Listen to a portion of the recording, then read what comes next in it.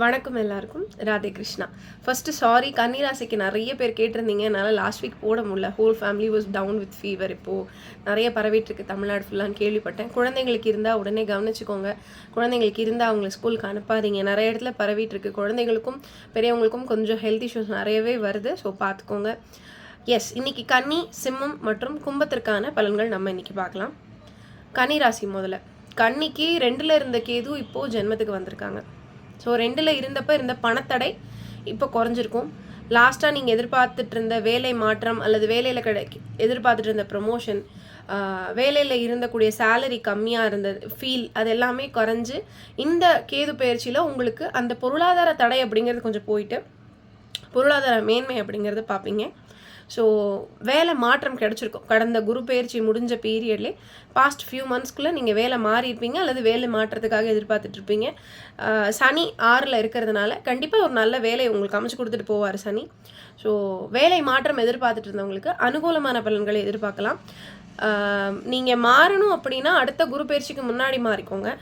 அதுக்கு அடுத்து வர ஒரு குரு பயிற்சியில் வேலை மாற்றம் அப்படிங்கிறது அவ்வளவு சிறப்பாக இருக்காது. ஏன்னா 10ல் குரு இருக்கும்பொழுது அகெயின் நீங்கள் மாறுற இடமும் கொஞ்சம் டஃப்பாக இருக்கும். ஸோ அடுத்த வருஷம் ஜூலை ஆகஸ்ட்டுக்குள்ளே குரு பயிற்சி வருது அப்படிங்கும்பொழுது நீங்கள் மேக்ஸிமம் ஒரு மார்ச்சுக்குள்ளார வேலை மாறி அங்கே ஒரு ஃபியூ மந்த்ஸ் பழகிக்கிட்டது அப்படின்னா கொஞ்சம் பெட்டராக இருக்கும் உங்களுக்கு. ஏன்னா அப்போ மறுபடியும் 12ல் கேது போவார். கொஞ்சம் தூக்கத்தை கெடுத்துட்டு நிறைய வேலை பார்க்குற மாதிரி தான் இருக்கும். கண்டத்தில் சனி உட்காருவார் 7ஆம் இடத்துல. ஸோ அந்த இடத்துலையும் சில விஷயங்கள் நீங்கள் கொஞ்சம் கவனிச்சுக்கிற மாதிரி தான் இருக்கும். ஸோ அதனால் வேலை மாற்றம் எதிர்பார்த்துட்ருக்காங்க. இந்த வருடம் வேலை மாறிக்கோங்க. அது உங்களுக்கு அனுகூலமாக இருக்கும். முயற்சிகள் பலிதமாகும். முயற்சி பண்ணிங்கன்னா முன்னேற்றம் இருக்கும். குழந்தைங்களோட ஆரோக்கியம், குழந்தைகளுக்கான படிப்பு, இதிலெல்லாம் நீங்கள் கொஞ்சம் ஹாப்பினஸ்ஸாகவே இருப்பீங்க. இந்த ஒரு வருஷம் நல்லாவே இருக்கும். ஸோ அது எல்லாமே நல்லாயிருக்கு. மனசில் நினைக்கக்கூடிய விஷயங்களை செயல்படுத்தி காட்டக்கூடிய முயற்சி பலிதம், அதுக்கான முயற்சிகள் எடுக்கக்கூடிய உத்வேகம், இது எல்லாமே இந்த வருஷம் இருக்கும். என்ன இருந்தாலும் ஜென்மத்தில் கேது இருந்தால் கொஞ்சம் தூக்கத்தை கெடுக்கவே செய்வார். அதீதமாக யோசிக்க வைப்பார். அலைஞ்சு திரிய வைப்பார். அதுக்குண்டான பலனை கொஞ்சம் கம்மியாக கொடுப்பார். ஸோ அதனால் இதெல்லாம் இருக்குது அப்படின்னா இதெல்லாம் கேதுவாலன்னு தெரிஞ்சுக்கோங்க. ஓவர் திங்கிங் பண்ணாதீங்க. அகெயின் இன்றைக்கோ யாரோ சொன்ன விஷயங்களை மனசில் போட்டு உங்களை நீங்களே காயப்படுத்திக்கிறதோ, இல்லை அந்த ஓவர் திங்கிங்கோட விளைவாக மற்றவர்களிடம் பேசுவதோ இப்பொழுதைக்கு வேண்டாம். அவாய்ட் பண்ணிக்கிறது தான் நலம். ஸோ அதனால் இதை பார்த்துக்கோங்க. மற்றபடிக்கு கன்னிராசிக்கு இந்த வருடம் கொஞ்சம் ஹெல்ப்ஃபுல்லாக தான் இருக்குது. கவலைப்பட வேண்டாம். அடுத்து சிம்மத்திற்கான பலன். ஸோ சிம்மம் கொஞ்சம் டஃப்பாக தான் இருக்குது டைம். 10ல் குரு இருக்கார். நீங்களும் வேலை மாறியிருப்பீங்க. பட் எப்படி வேலை மாறியிருப்பீங்க அப்படின்னா ரொம்ப அனுகூலமாக அது இருந்திருப்பதற்கான வாய்ப்புகள் கம்மி. தசாபுக்திகள் நல்லா இருந்தால் ஒழிய வேலை போயிடுமோங்கிற பயத்தில் இருக்கக்கூடிய அமைப்பு தான் 10ல் குரு வரும்போது இருக்கும்.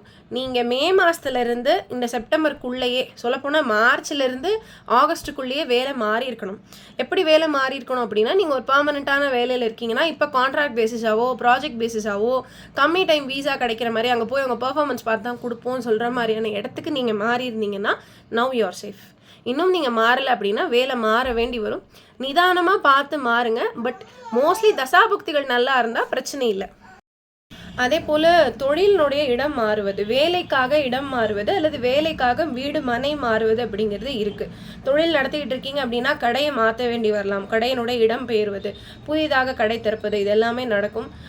அதே போல் தொழிலில் இருக்கவங்களும் வீடு மாற்றிப்பதோ தொழிலுக்காக இடம் மாறுவதோ தேவைப்படும். நீங்கள் ஒரே கம்பெனியில் ஒரு இடம் மாறுறீங்க அப்படின்னா கூட சிட்டி மாறுறது, வீடு மாறுறது அல்லது ரொம்ப தூரம் ட்ராவல் பண்ண வேண்டியது, இதெல்லாம் ஏற்படும்.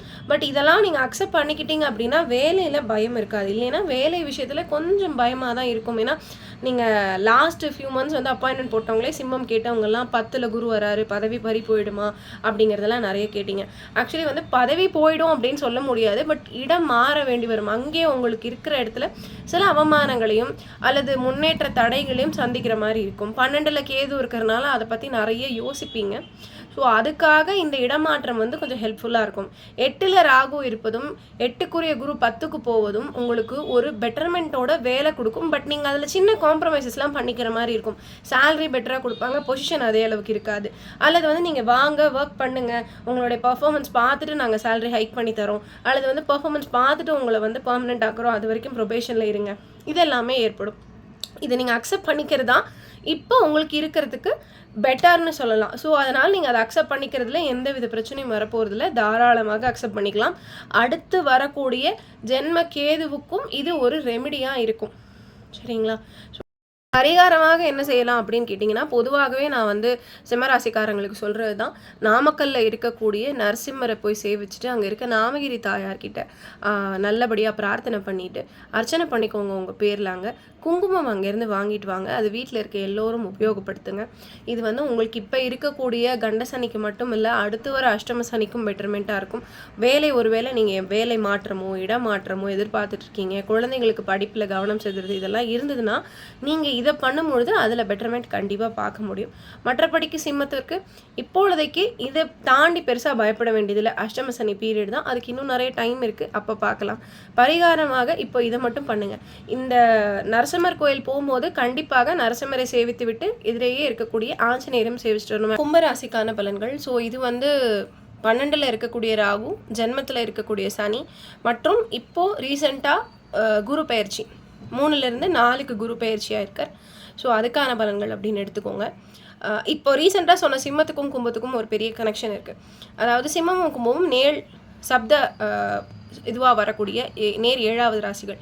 நிறைய பேர் வீட்டில் சிம்மமும் கும்பமும் லவ் பண்ணி மேரேஜ் பண்ணியிருப்பாங்க, அல்லது வந்து தந்தை மகன் அப்படி இருப்பாங்க.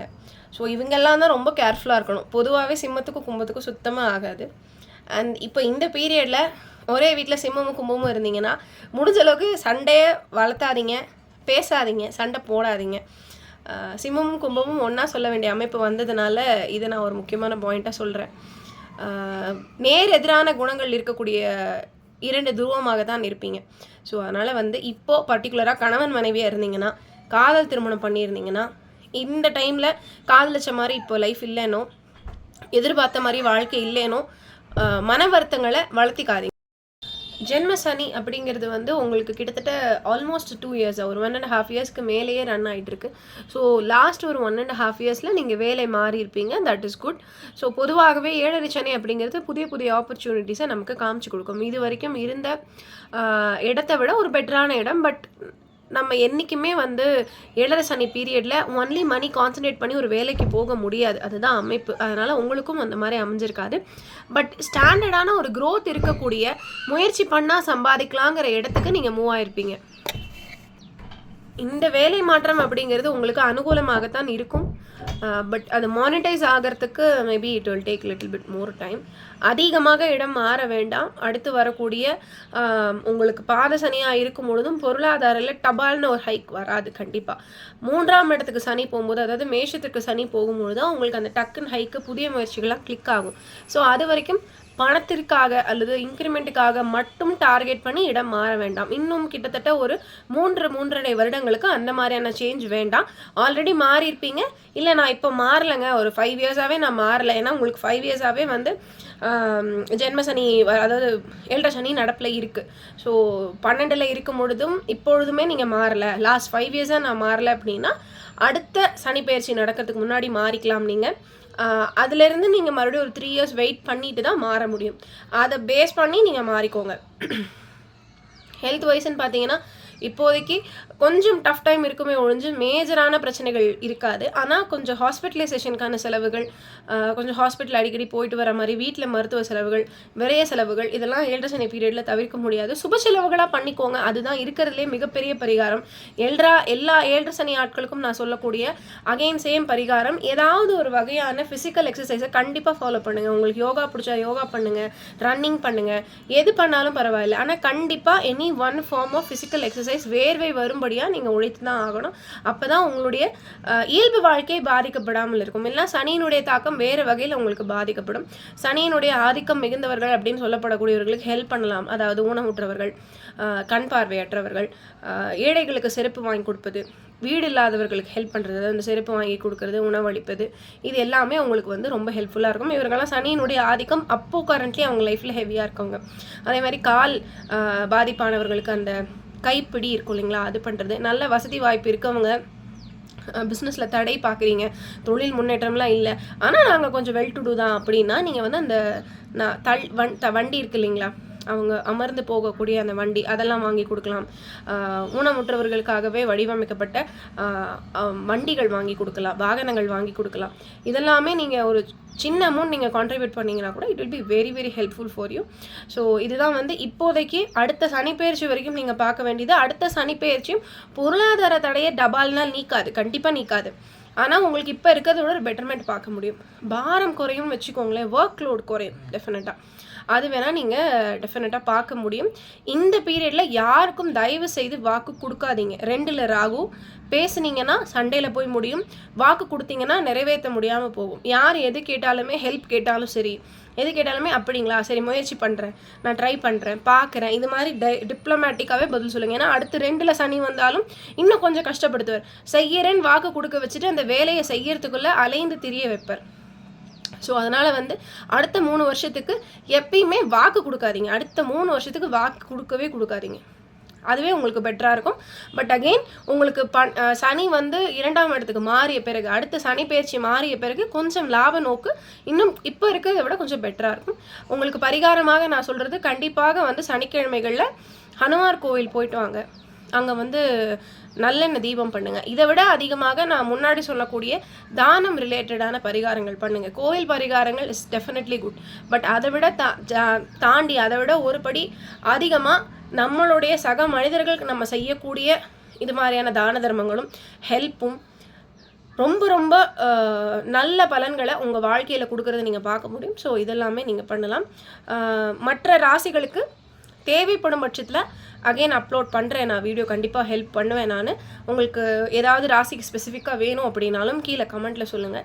தாராளமாக நம்ம வந்து உங்களுக்கு என்ன பண்ணலாம், ஏன் இல்லை இப்படி இது வந்து நம்ம பொதுவாக இது இப்படி இருக்குது, உங்களுக்கு வந்து 7 சனி நடப்பில் இருக்குது அதனால் இப்படி போயிடுங்க அப்படிங்கிறது நம்மளுடைய காணொளி நோக்கம் அல்ல. நம்மளுடைய காணொளி நோக்கம் ஏன் இப்படி இருக்குது. இப்போ நான் கும்பம் சிம்மம் ஒரே வீட்டில் இருந்தீங்கன்னா சண்டை வரும்னு சொன்னேன். இது வந்து நம்ம தப்பாக சூஸ் பண்ணிட்டோமோங்கிற அளவுக்கு, அப்பாயின்மெண்ட் போட்டு பார்க்குற அளவுக்கு தான் டைம் டஃப்பாக இருக்குது. அப்படிங்கும்பொழுது அதுக்கான காரணம் என்ன அப்படிங்கிறது நீங்கள் புரிஞ்சுக்கிட்டீங்கன்னா இது தற்காலிகம் தான், அது இதுக்கான காரணம் இதுதான், இது இப்போ நகர்ந்து போகக்கூடியதான் அப்படிங்கிறனால அந்த பாரம் உங்கள் தலையிலேருந்து இறக்கி வைக்கப்படும். ஸோ அந்த நோக்கம் தான் இந்த காணொலியை ஒழிஞ்சு இது வந்து ஒரு ராசி பலனுக்கானது அல்ல.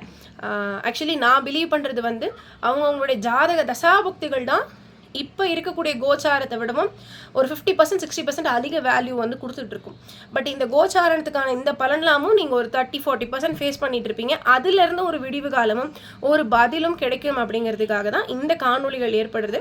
உங்களுக்கு வேறு கேள்விகள் இருந்தாலும் சொல்லுங்கள், தொடர்ந்து பேசுவோம். ராதே கிருஷ்ணா.